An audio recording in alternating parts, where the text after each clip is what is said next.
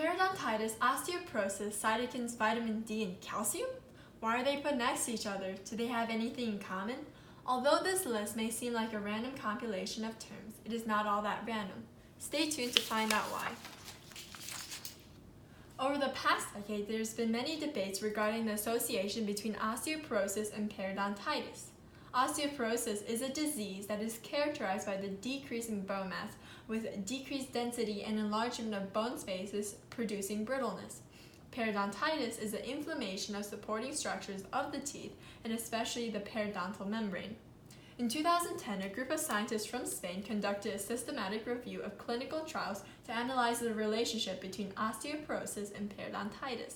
Out of the studies on radiological findings that they used, 18 studies showed that there's a positive correlation between the two, while 3 showed that there's a negative correlation. Although they concluded that more studies need to be conducted to prove that there's a solid relationship between the two, majority of the studies suggest a correlation exists.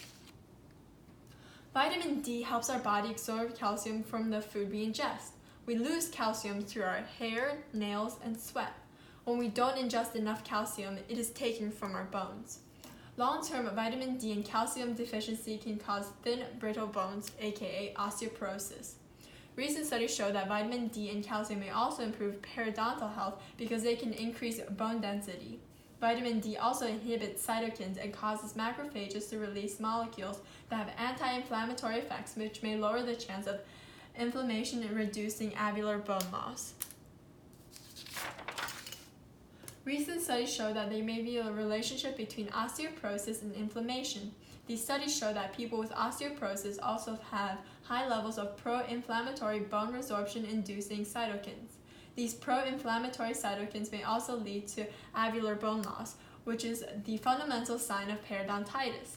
When bacteria attack the host's immune system responds by launching an inflammatory response to ward off the attack. But when this inflammation is prolonged and amplified, it will lead to the release of pro-inflammatory cytokines and mediators that spread the inflammatory front to the alveolar bone, which may cause bone loss.